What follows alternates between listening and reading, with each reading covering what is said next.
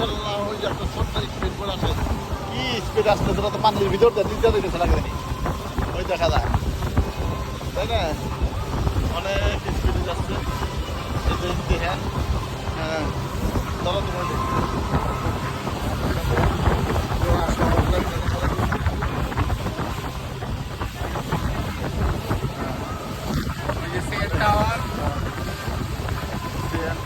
আসলাম, এই যে সবাই বসে আছে।